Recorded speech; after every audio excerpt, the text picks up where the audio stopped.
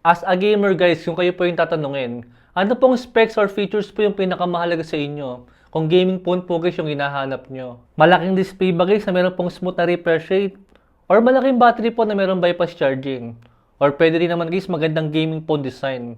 Then yung ibang mga specs po ng isang gaming phone tulad po ng shoulder trigger button, ng fan cooler, at liquid cooling. Well guys, yung ganyang pong klase ng smartphone, syempre alam niyo na po kung saan niyo makukuha yan. Syempre kay Red Magic guys. Pero guys, hindi po Red Magic yung i-review natin ngayon. Sa tingin ko po, ito po yung papatik kay Red Magic. Dahil lang isang problema po guys sa mga gaming phone ngayon is masyado nga po silang mahal na nasa almost flagship level na rin po yung mga presyo. Nasa mga kulang 50k. Pero guys, itong bagong smartphone po natin, malaki po yung kinamurahan niya compare po kay Red Magic na yan. Siyempre, meron po mga lamang si Red Magic tulad nga po ng shoulder trigger button, ng sobrang gandang design, at naka-liquid cooling. At what if po guys, alisin nyo po yung mga specs na yan at i-focus po natin sa isang specs po na sa tingin ko mas mapapakinabangan po natin at ma-appreciate po ng isang hardcore gamer dyan doon po sa may battery niya.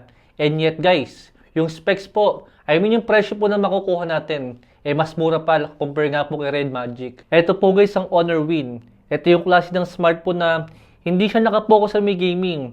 Pero yung specs po na binibigay nila sa atin, lagpas pa para sa isang gaming phone ngayon. Siguro guys, aware na rin po kayo na sumuko na nga po si Asus na mag-produce po ng ROG phone nila. At hindi na nga po nakakapagtaka yan guys dahil simple lang po yung logic ko dyan guys sa mga gaming-centric phone nga po kung bakit po hindi sila masyado nakakabenta. Eto lang po yan guys, dalawang smartphone po na meron parehong flagship na specs. Magkasing lakas lang sila, pero yung isa nga po is nakapokus sa may gaming.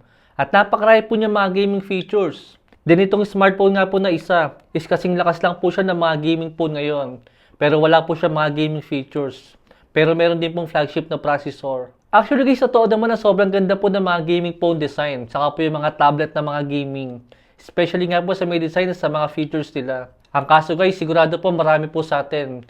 Mas pipiliin po nila yung mga smartphone po na meron po mga features po na mas pakinabangan natin. Compare po sa ibang gaming phone na may mga features siya na makakatulong sa may gaming.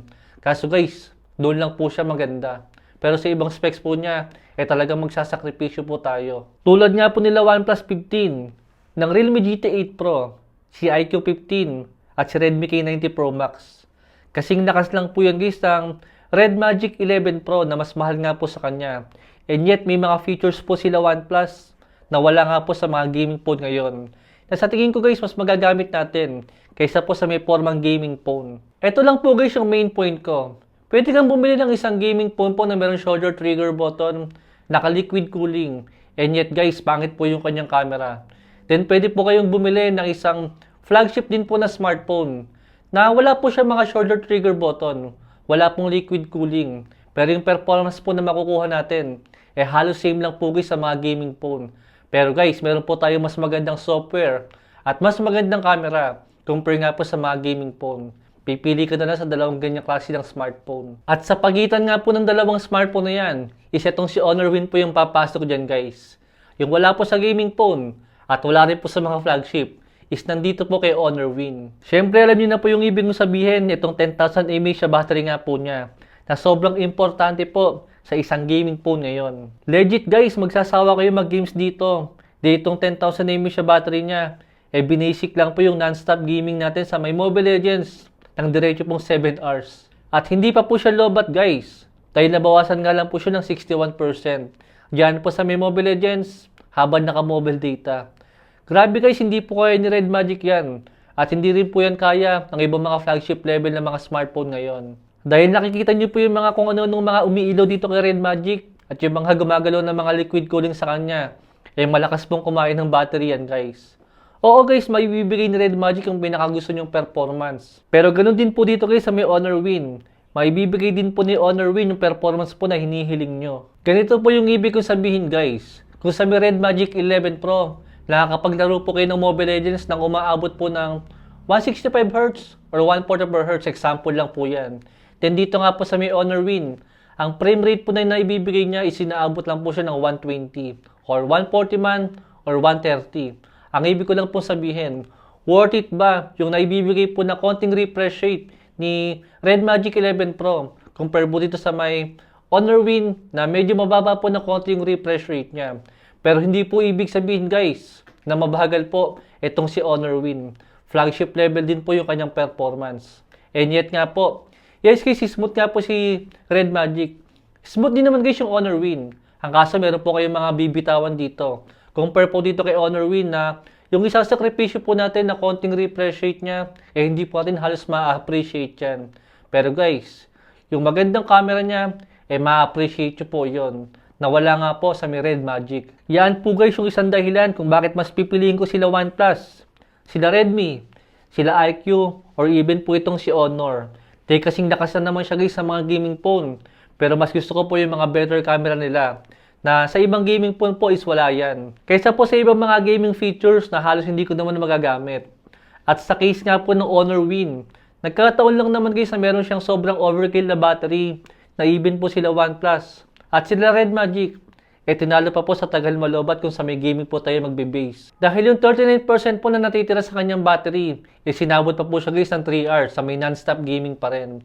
Sa may Delta Force, sa may Whirlwind Speed, saka po sa Legend of Ymir. Isa pang maganda rito guys kung bakit hindi nyo naman kailangan ng liquid cooling. Ito po guys sa may Legend of Ymir. 36 degrees Celsius lang po yung nakuha kong temperature sa kanya sa isang oras nga po habang naka-mobile data. At nabawasan po siya ng 9% sa may battery niya. Yan pa yung isang dahilan kung bakit mas pipiliin ko po yung ganitong klase ng smartphone kaysa po sa may gaming phone. Dahil itong mga bagong processor nga po natin ngayon na mula sa may 8 Elite pataas, magaganda na po yung mga thermal nila. To the point po na hindi nyo na kailangan ng fan cooler at ang marami pang mga gaming features na masyado pong overkill like po ng liquid cooling. Yes guys, maganda po ang liquid cooling pero sa ngayon po, medyo hindi ko pa siya kailangan. Alam ko naman po guys yung point nga po ng cooling system ni Red Magic is para nga po sa mahabang gaming session na gagawin natin. Ang kaso guys, hindi pa ba mahaba sa inyo yung 7 hours po na Mobile Legends? At 3 hours po na non-stop gaming po sa mga heavy duty games. Na wala naman akong ginamit na fan cooler sa kanya. And yet guys, hindi po nag-init yung kanyang temperature dito. Pinakamainit po guys yung 43 degrees Celsius kanina. Pero dito nga po sa may Ymir, binisik lang po nyo yan guys. Maybe naiisip nyo guys, what if si Legend of Ymir naman po yung subukan natin sa may non-stop gaming? I mean, hindi po sa may non-stop gaming. Sa may ilang oras po na non-stop gaming, hindi lang po yung isang oras. Para makita natin kung mag-init ba dyan na sobra ang Snapdragon 8 Elite Gen 5 at yung ibang mga gaming phone po ng mga smartphone ngayon. Dahil kailan lang po yung isang oras nga po na gaming sa mga heavy duty games, makakita na po tayo ng medyo pag-init nga po sa mga thermal nila. Pero ngayon, hindi na po sapat yung isang oras para makita po natin yung limitation ng isang gaming phone ngayon. Tulad nga po itong si Honor Win na nagkataon lang talaga guys na meron po siyang malakas ang processor at halimaw po na battery. Kaya naman para sa akin talagang tatamaan po itong totoong gaming phone na si Red Magic. Isipin mo 1 hour po na gaming sa may Whirlwind Speed ng naka-mobile data. Pero yung temperature natin, 42 lang po yung inabot niya. At nabawasan po siya ng 13% sa second na graphics niya. Kaya ano pa po guys yung point ng mga gaming-centric phone kung makukuha naman natin yung performance nila sa ibang smartphone po na merong mas better na ibang specs na hindi lang po sa may gaming maganda. At higit sa lahat guys, sa mas murang presyo pa. Lalo pa kung titignan nyo po yung mga camera po ng mga gaming phone. Di hamak po na mas pipiliin ko na yung camera po ni Honor Win pagdating nga po sa may camera. Kaysa po kay Red Magic na sakripisyo po talaga, lalo po sa may selfie camera niya. Lilinawin ko lang po guys, hindi po ako hater ni Red Magic. Dahil gustong gusto ko rin po yung mga smartphone nila.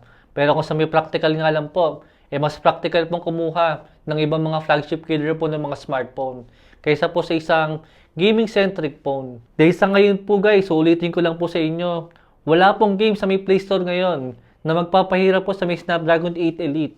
Lalo pa kaya sa may Snapdragon 8 Elite Gen 5. Kahit nga po sa may Delta Force, kita nyo naman, even nga po yung 8 Elite, napakaganda na po ng mga gameplay ng mga nakukuha natin. To the point po na si Delta Force na po yung kailangan mag-adjust ng kanilang mga settings para po maisagad natin ng sabay yung graphics niya saka po yung 120 FPS sa gameplay. Dahil sa ngayon nga po, hindi pa natin pwedeng pagsabayin yan. Pero sa tingin ko, kaya na po yan ng mga Snapdragon 8 Elite Gen 5 ng mga smartphone ngayon. At sa isang oras nga po na gaming sa kanya, 12% po yung nabawas sa kanyang battery. Kaya total of 10 hours po talaga yung naging gaming test natin sa kanya. Actually, natiran pa nga po siya ng 5%. Kaya yung 10,000 mAh battery po ng Honor Win, totoong legit po yan guys. Talagang nakakasawa siya mag-games dito. Kung ganitong klase ng smartphone po yung gagamitin nyo as gaming phone. Siyempre guys, hindi po perfect ang Honor Win. Dahil kailangan pa rin talaga niya guys ng software optimization. Dahil itong 10K nga po na battery niya, tinalo pa yan guys ng OnePlus 15 na meron pong 73 mAh battery lang. Kaya kung sakali nga po ng flagship killer gaming phone po yung hinahanap natin, maganda pong i-consider ngayon ng Honor Win. Meron pa akong 4 na smartphone po guys na may recommend sa inyo. Nandyan po yung link sa may comment section natin kung sakaling gusto nyo pong malaman. Ayun na po guys yung review natin ng Honor Win. I hope nakatulong po sa inyo. Thanks for watching.